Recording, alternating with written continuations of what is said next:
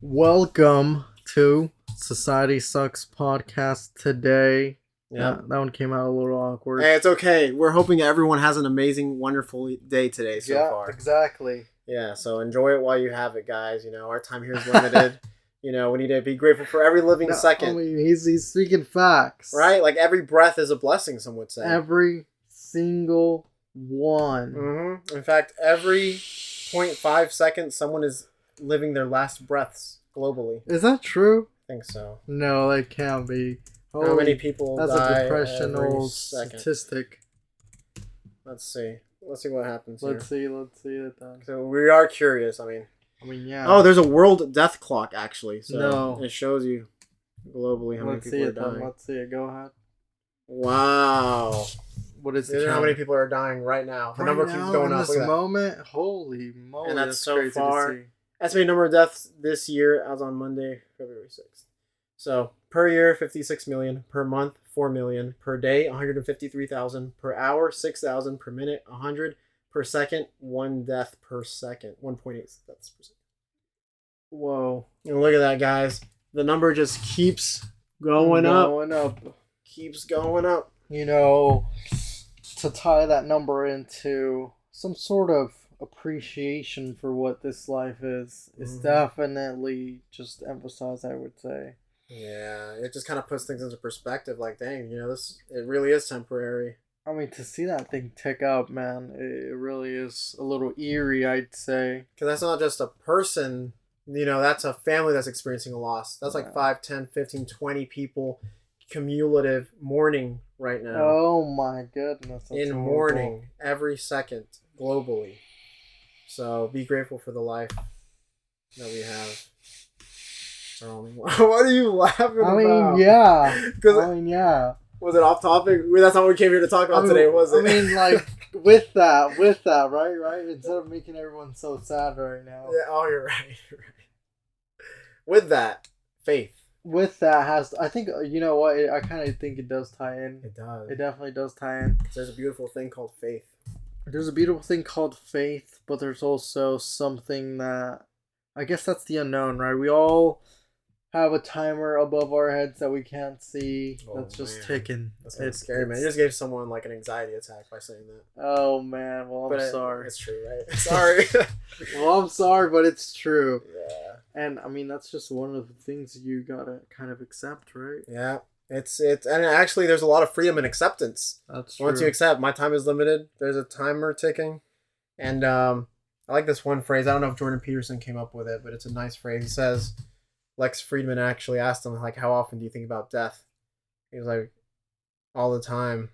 He's like, the angel of death sits on every word I speak. Whoa. So it's just like, powerful. because it makes you be wise with your words. It makes you be, intentional with your actions, with your day. Mm-hmm. If you have that idea of it. He said it's one of the things that made him peculiar. Is that how you say it? Peculiar as a kid. Yeah. As a teen, because he would be thinking about it. Aware of it. Yeah, and around him, he's like, no one's really thinking about this. This is weird. But yeah, he says that it sits on there, and it really drives him to take action and make it be of service to others and do things like that. So, that's something. Even if we're not constantly thinking about it every second, it's still very important to bring it into realization that it is a reality. And once you accept that, it's like, okay, well, how am I going to live my life? Am I going to live in fear and cowardice and not take risks and be the best version of myself? Mm-hmm. Or am I going to live in faith that despite all odds, I can do something with myself and with the person I want to be? The things that I want to do, the things that I ask for, pray for, the things that I want to manifest into this world, is that truly what I want? Mm-hmm. And if so, am I ready to put up a fight for the things that I want? Yep. Am I ready to do, overcome that obstacle, overcome the adversity necessary for what I just prayed for, asked for? The main thing too, something that I remember kind of we hit off podcasts was all these things that you're praying about, and then the worries and hardships that come from, because some people just don't know, they just like, oh, I'm going to pray.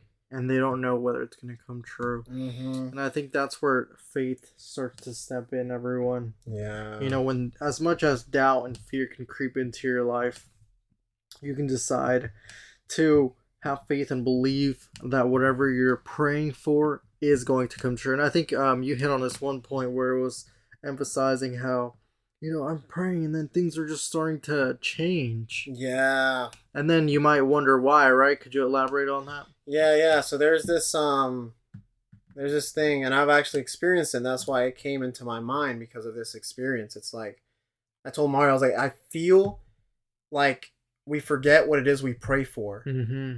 Because when it starts to happen, it comes in the form of adversity, because your character needs to grow in order to be able to receive the blessing. Mm-hmm. And so in the middle between prayer and the receiving of the blessing, in the middle there's an adversity. Mm-hmm. And so sometimes when you're going through that adversity, you're like, what's going on? I've been praying, I've been asking for stuff, I've been trying to manifest this stuff, but life seems to be taking like a little down right now. A little dip, huh? And you start to wonder it, and you forget that that's what's necessary. You forget that you had prayed for this. You had prayed for what's coming. And I guess a specific example that for me that I was telling you was I had been praying for faith. Just like I want to be able to trust. I want to be able to surrender more. I want to be able to just have more faith. Yeah. I want to be able to walk alongside God. That's beautiful, man. That's beautiful because there's this thing that it's called deconstruction to reconstruct. Maybe the foundation previously wasn't set yet for faith. Mm-hmm. Maybe how life has been going, you maybe didn't have that introduction that you wanted just yet. Yeah. So, although it might seem like an adversity or a bad moment, maybe it's just like deconstructing all your old ways of thinking, all your old ways of being to reconstruct a new foundation that will lead to stronger faith. Yes. And that's exactly what happened. You just summarized it, because that's what it was. Like my old ways of thinking and behavior were like, when something is going wrong or when there's adversity, panic, doubt everything, and make desperate decisions. Yeah. Those are the three patterns of mentality that I would have when faced with adversity. It's like just panic, worry, doubt, stress, and just make desperate actions and decisions and make them quick, And so, like you said, maybe the point of this most recent one was to deconstruct that old pattern of behavior. Because if I'm asking for true faith and true trust in that unknown, in the Creator Himself, I have to be put in a situation where I could test that. All right, let's see then. Yeah. Let's see if you can start to change that pattern of thinking, and form a new way of thinking. And that's literally what had happened. Yeah. See, and I think that's the beautiful part about it, guys. And I think one thing to tie in the prayer and the faith is, be very careful, guys. Be very careful of what you pray for. Because anything that you pray for, it's slowly trickling into reality. We talked about this word of manifestation that maybe has a bad tie to it. But if you want to see it as it's a physical manifestation of whatever you're thinking. It's God saying, hey, or you're asking God, hey, I want whatever this image of me and job, money, currency, or family or way of being. I want that to be me. And now maybe it's life cultivating, your way of being, your actions, your moods, opportunities to show that you want to be that, to cultivate that you of being now. Yeah. So just make sure. I mean, not even make sure, guys. I'm kind of doing a little, I'm kidding a little bit. But it's true, though, because if you actually want the things you want for, you need to become a completely new person. And that can be a painful, destructive process. And that's why, That's why. I think that's why it's also realizing that, the deconstruction to reconstruction, maybe you never knew how deep that root was of, maybe I'm just a so anxious or impatient person. You never know how deep that root was. And you need to excavate that. How much work it takes to pull that root out.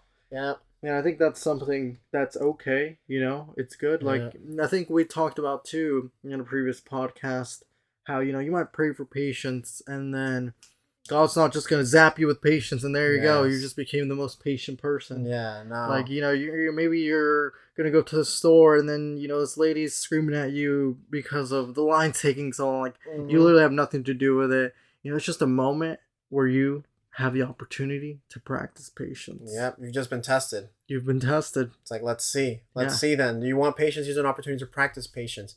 You want strength? You want discipline? Here's opportunities sending them your way. Mhm. That's the other end. That's stuff you can't control. You know, life happens to Yeah. everyone. This is a multiplayer game. As much Mhm. as you think you control stuff, there's so many other energies and people that are throwing stuff off Yep. constantly. Exactly. So, you know, when you have your faith put in someone greater than all that, God, creator, universe, whatever you want to call it, that's when magic starts to happen. Because like now you're actually making a direct connection beyond the physical, beyond our three-dimensional being, state of being that's so corrupted and filled with just distractions and all that. And you're reaching out, you know, you're sending out a flare. All right, flare has been seen. I'm delivering my part. Yeah. But it's not just a blessing and it's instilled in you. It's not just a zap. It's like, let's form opportunities. Let's bring people here. Let's form a whole thing going on so you can actually become that person. We have free will. That's the best part. We have free will about all this stuff. And so when these things come, it's like, it's still up to you. Yeah, you asked for it, but now actions speak louder than words. And are you willing to become that person despite all this adversity, despite what's going on? And so that's why in that example that I was telling you about, I'd ask for more faith. You know, I was tired of feeling like I was carrying everything myself all the time and constantly worrying about the next adversity, the next unknown. Like I just feeling like I just don't know the next step. Always. Yeah. And it's like, okay, you know, I just need faith that despite not knowing the next step, everything's gonna be fine. Because it always ends up being fine, and that's the lesson we always learn. It's like you've always had just enough to get by. Every single time you think you've been at rock bottom, oh man, you've always had just enough to get by, and then there comes your other up, and there comes the other down, and there comes the other up. And so that's what I pray for. Is like, if I know this, why don't I feel it? You know, if I know logically that with every up there's a down, with every down there comes an up, why don't I feel that emotionally? Why do I still worry? And so that's what I was praying for. That's what I was asking for.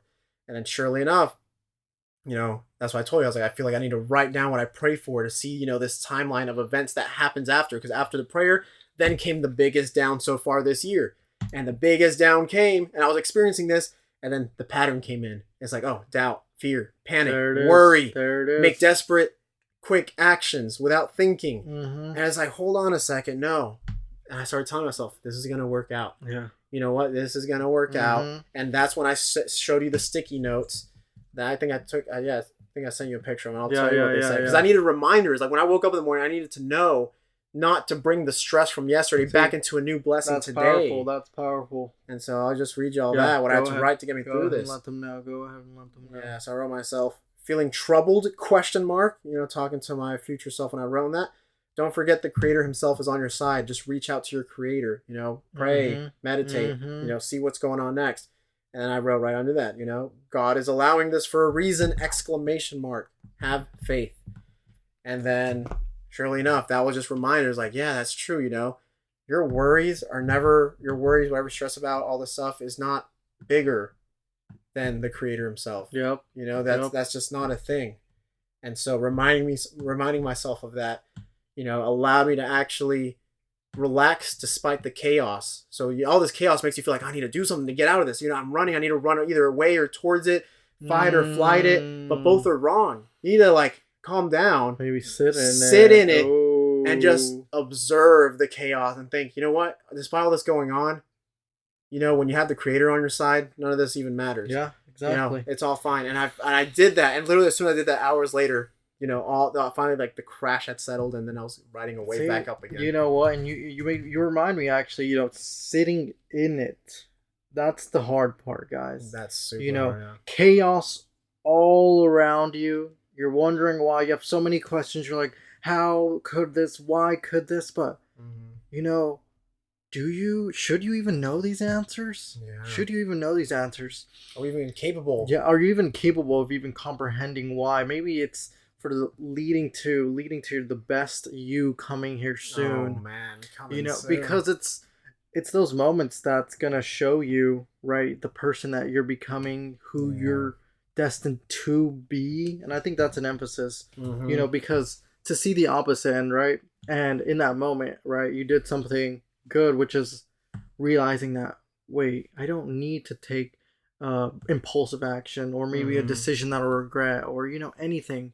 Right, because then there could have been a moment where it's just like, I'm stressed too much. I'm a little too anxious. Let me go indulge in something that's gonna give me some instant pleasure, so I feel okay in the midst of all the bad. And then every time now, you're gonna start customizing yourself to any bad moment that comes. Immediately, just go into seek pleasure mode. Feel okay for now. Distract. Yeah. too. And then I think this is major too to emphasize, realize like these things are possible. You know, you ever feel really down and then you just need to maybe scroll through social media for a while. Mm-hmm. You know, you ever wonder why? Yeah. Like, it's the chaos triggering you to hide, mm-hmm. run. Instead of like face it, you know. Yeah. Oh, I think you brought up a good point too that's hitting me now that I remember, which is you kind of need to block those distractions out. Yeah, you need to get out of here. In order to really feel and understand, you know, what's going on for the good to come out, right? Because if not, you're saying, oh, I actually, never mind. I don't really want what I prayed for. I don't really want what I'm trying to manifest here.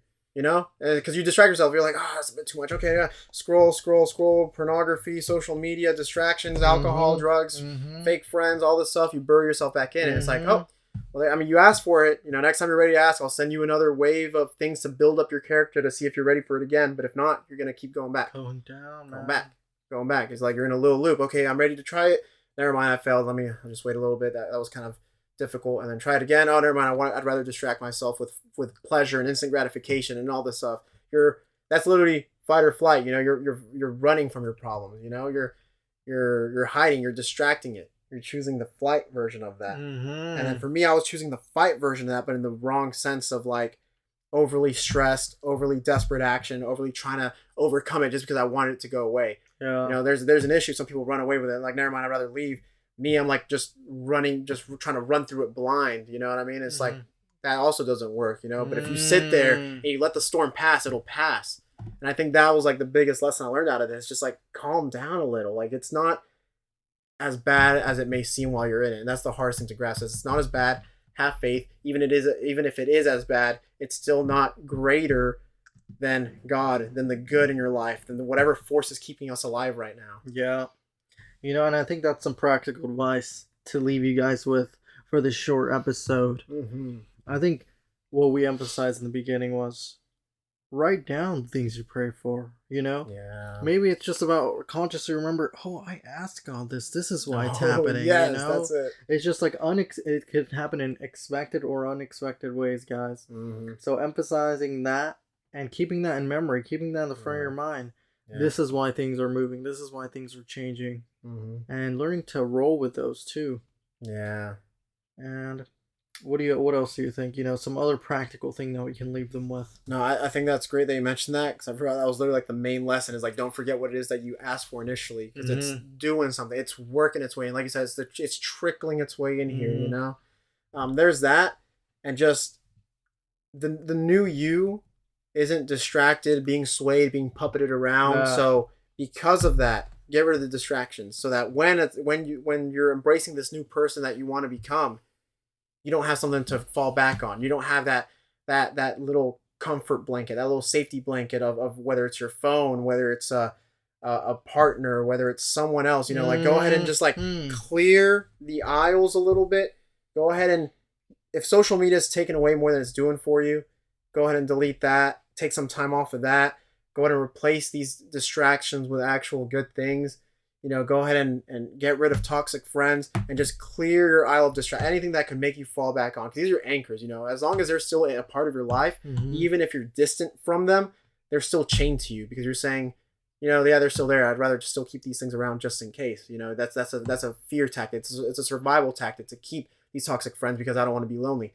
To keep the social media, because again, you don't want to feel like you're disconnected or lonely. But when you cut that thing clean off, and then you start to pray and ask for the person you want to be, and then that situation, that adversity comes to build that character, you're not running and hiding anymore. You're saying, I'm going to go through this storm, you know, just trotting my way along here, because now you're ready. You know, you're not going to fall back on your same old habits, because those same old habits is the old you. And if you want to be the new you, you got to go in there without those things. Oh, yeah. Leave that tool bag behind. That ties you back, guys. That ties you back to the person you used to be. And, you know, we always talk about wanting to become better, wanting to improve, wanting to emphasize just being overall good, right?